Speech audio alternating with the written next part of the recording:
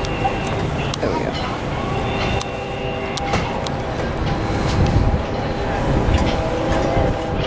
And this is how we beat the British, really. No, that's not true. The boat does have auxiliary engines necessary for getting on and off of docks.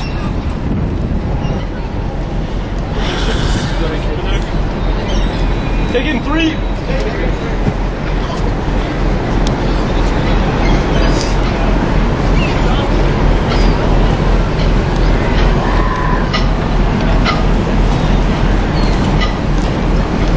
So cool. Take 2!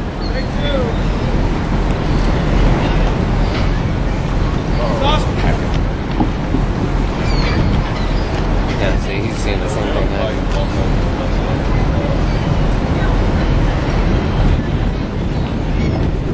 American flag and stuff.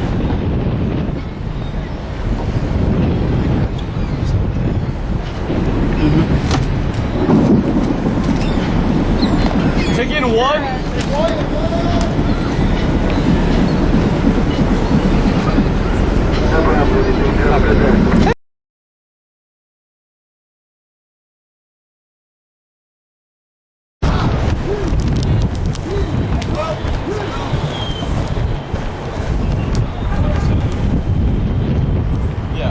Usually we screwed it up today.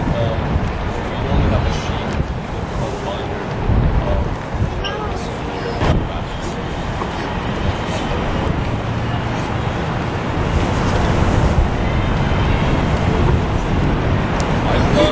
I was on the boat backwards.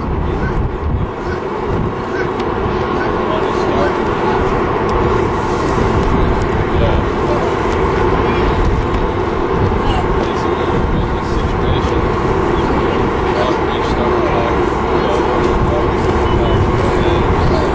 This is hard work. Yeah, that's why I was like, man, wow.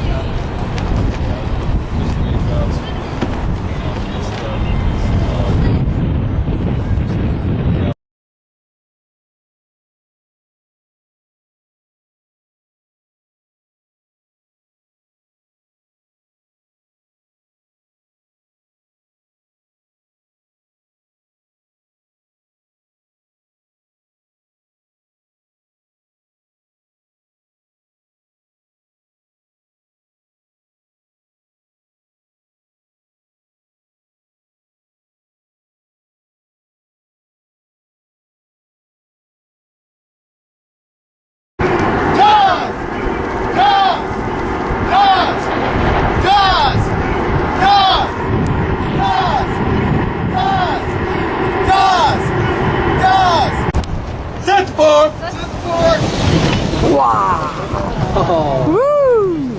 Awesome. And up, and up, and up. That's well. Turns on safety. Work sheet on. Working sheets on.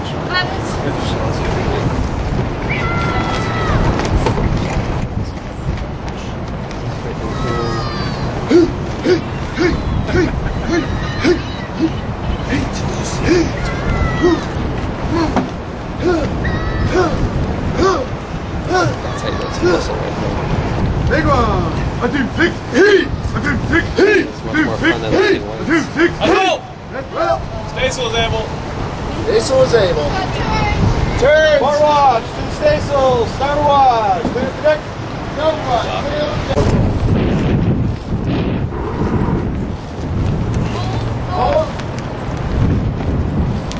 5,000 American sailors taken off of American ships for British naval vessels.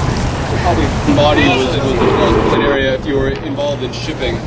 And we're getting out towards the outer part of the Patapsco. We'll come up soon on an area as we pass Canton over on the port side here, where the river gets wider, and that's where Fort McHenry is. And there's a couple of notes about what was done to prevent the British fleet from getting into this part of the river, because this is exactly where they wanted to go. What's important right here is this is Fort McHenry off to starboard. They're flying their storm engine today. It's not a lot bigger than the flag we're flying. They do that when it's windy, but they also own and fly a garrison flag that's an exact size replica of the flag that was flown by Vickers Gill overall. Before the Battle of Fort McHenry, it's 32 by 40 feet. So we actually have one of their cast off ones. If you flew it from where our flag is flying right now, it would come down to the deck. So we don't do that in this sail configuration. It would not carry it in windy conditions at all. And so this was the last bastion of water defense for the city of Baltimore. There was also land entrenchment up along the stretch of the river. They also convinced several of the merchants of Baltimore to sink their own vessels, scuttle them, purposely sink them, and then ran chain in a line across their mastheads to prevent the British from coming in from the outer harbor and braving an assault from the guns of the fort. Now you can see right through the trees there. There's some earthworks that have recently been built up. Some of the guns that are up there further on are from later periods of time, Civil War era and such. But the closer battery was the water battery, and that's been a recent development in rebuilding the fort to some of her 1812 characteristics. You can see the new visitor center over there too as another way to get ready for the War of 1812. But this water battery was focused on defending this stretch of river, and the British could have got through. They could have got one boat through. They might have been able to land enough small boats to go and burn down to the start of fire. That would have been quickly out of control. With the scuttling of the ships, that was not possible. So what followed was a bit of a stalemate between the artillery of the fort and the artillery that the British had. The guns of the fort had a range of 1.5 miles, straight out shot with a cannon. We'll sail out to about the spot where we'd be out of their range today. The British had 5 different ships that were called bomb ships. They had mortars on them that fired upward from the reports I've heard, 1 mile into the sky, and then raining down with a calculated fuse to explode directly over the target. This is the first explosive artillery that really gets brought into warfare.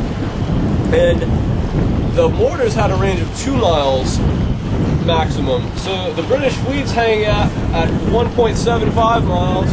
The American guns are a quarter mile out of their range at that point. The British are their maximum effective range. So the whole Battle of Fort McHenry results in almost no casualties, despite the fact that 1,500 of these 250-pound explosive bombs are lobbed in over the fort. There's a thunderous. There's one direct hit on a gun crew that happens, kills 4 soldiers, and then somewhere else in the fighting, there are 2 nurses who are caring for the wounded that are injured, or that are actually killed as well. And those are the only casualties. We're not sure what the records are for the British fleet. I've not seen what the reports are out of that. But it becomes, after 25 hours, becomes apparent that there's going to be no decisive victory here. The admiral of the British fleet sends a message ashore to the colonel who's been promoted to command of the British land force. The general who had been commanding it was killed in the early stages of conflict, and really weakened the morale and the effectiveness of that army when that happened.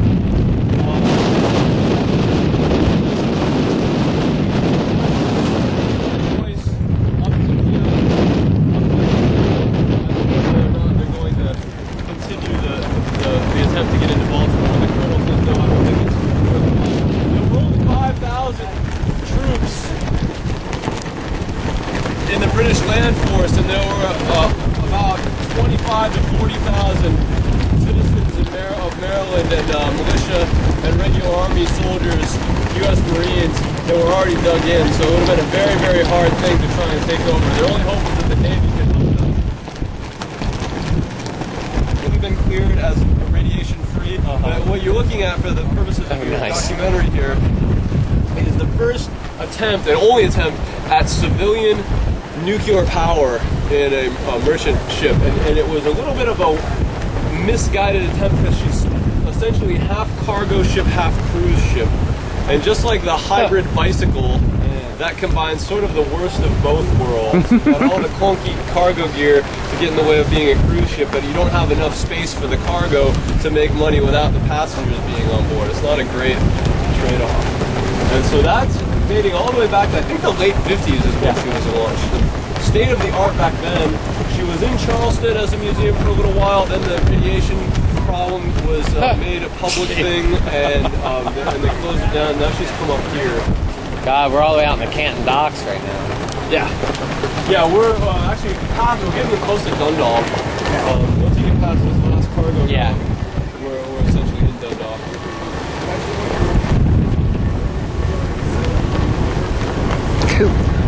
Man, I wish there was a way to get more commerce coming in and out of here. Well, didn't they say that if they were able to dredge the bottom and deepen it, you could get bigger ships up here? Well, one of the big problems is that you see the vent house there for the Baltimore Harbor Tunnel, and the Fort McHenry there someplace. Yeah. They have space for, and they could dredge out an area up there for container ships, but they can't, no matter rebuilding the cables, they can't get the super container ships in, and it's kind of the tunnel infrastructure as well, otherwise things get really difficult. Yeah.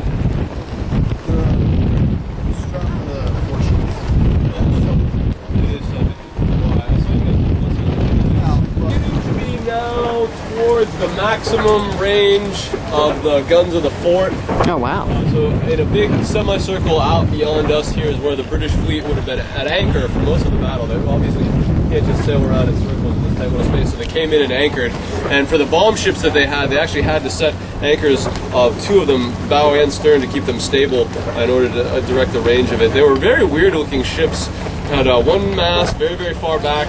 Had, instead of rope rigging, they had chain because the explosion of the cannon going straight upward would have burned the rope rigging.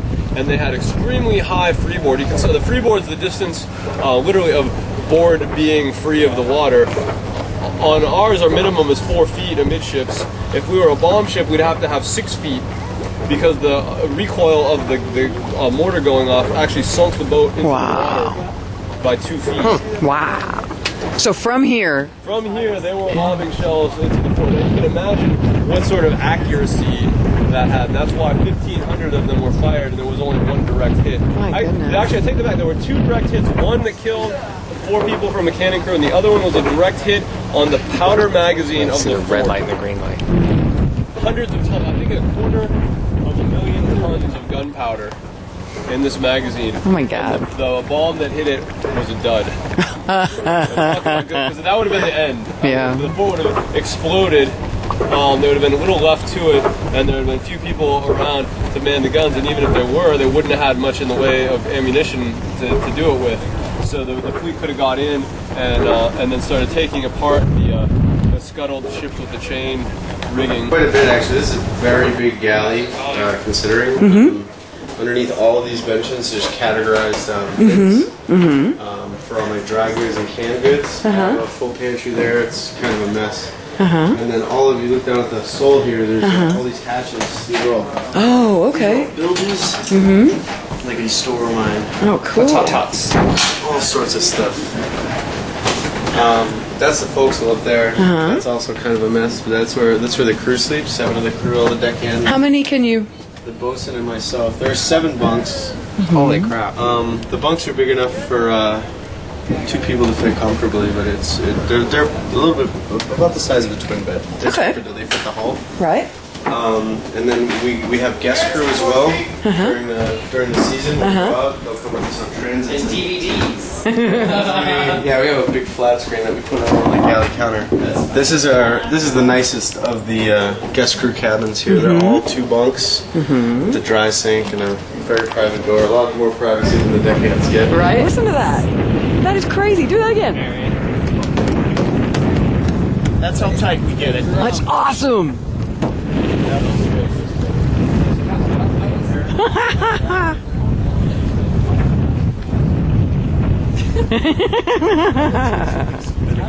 That is so cool. I can't believe how it actually makes it sound like a drum. Yeah. Right tight, we call it. Yeah. Sweet. 3 kinds tight. What are the three kinds of tight body? Tight, bar tight, pride tight. No, and if you want actually something just to show how crazy, how tight this is, these are called strops. They're tarred beforehand. We just pulled this so tight it's squeezing the tar out of the Oh, strops. that's so cool. It was melting out as well. No, dude, but that squished it out more. It did, yeah. But it's also been melting out for the whole day. It's fine. Yeah. So this is leather, yeah? Yes. It's all just different shape. The person you want to talk to about, like, the fine points of all this work is our host. Rebecca. She's over there somewhere. Or even our first mate, he could probably tell you a lot more, because I haven't done that much sail work in my career.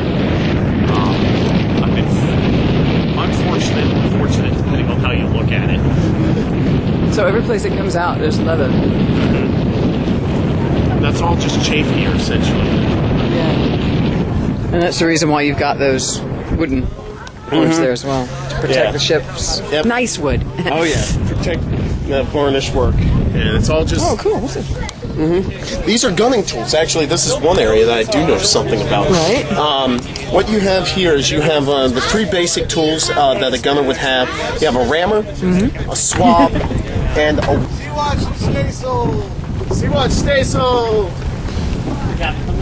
A&B Watch, topsail. A&B Watch, topsail.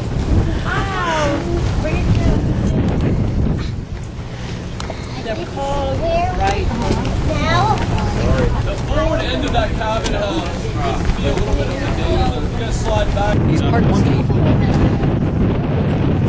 Yeah, because you couldn't have done that at the dock, huh? I think I've seen this movie before. We mark the sail in the fall, and then again the spring we lay them out and we look at them. There's the one that is in the middle of the ship right now is actually its 11th season with us.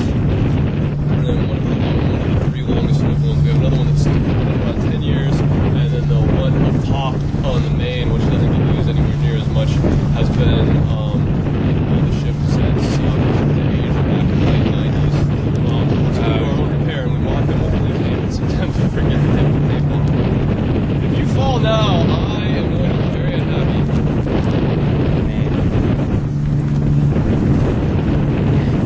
Load a port gun to fire at the fort. Just getting thing set up right now. Getting ready to take the amp gun out. Beautiful tools.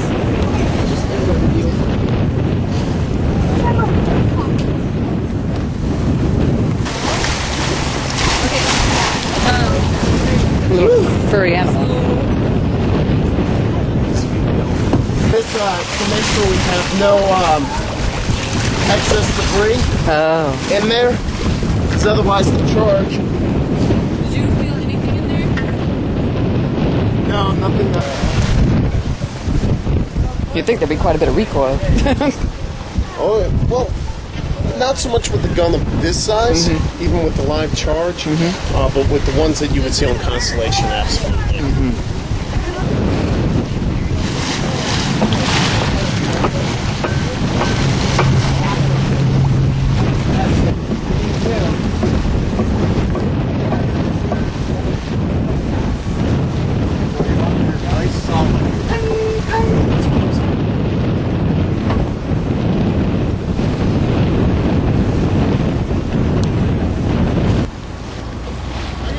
Prick and prime. Pricked.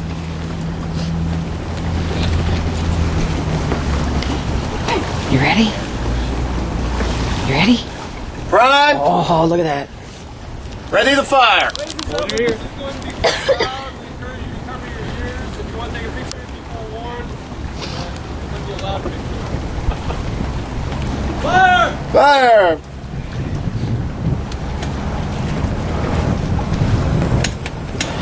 Perfect fire! Go! Fire! Yeah! Chain shot, which replaced bar shot. bar shot was just a bar that extended and left the gun, but that would get jammed in the gun and the gun would explode a lot. So they went to basically if you cut a cannonball in half and just attach it with chain, that's what they would use, chain shot, because it leaves the gun, right, and it doubles its surface area, and then it swings and it cuts everything. It cuts the lines, it cuts the sails. Let's go. Oh, how old is your son? 7. They used to teach first and second grade. He's in first grade now. Yeah.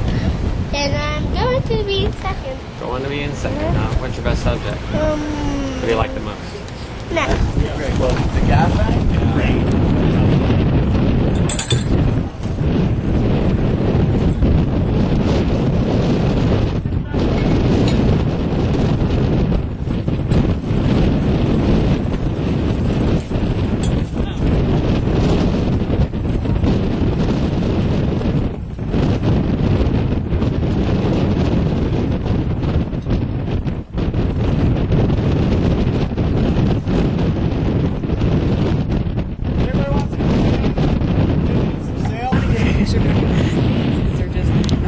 Yeah. You know, we was like some kind of baby hands at the beginning of the season. Not that rough yet. Talk to us in 2 weeks. 3 weeks. That's one of the things that Hold 1! We would still recognize those who feel called to serve. Check 3! If someone. Flag and 4. Big slack out of 4. Yeah, Take it up 2. How's that look, I think Ryan? we're pretty much a long way from that. Hold your bodies But on we won't 2. pass. I mean, we say we Make we- fast we- 3. we- Make fast 4. Make fast 1. Because then we can hold them accountable. Right. nurture us, please. Yeah. But no passengers. Apparently, $4 grand. What are you talking about? Pay a passenger.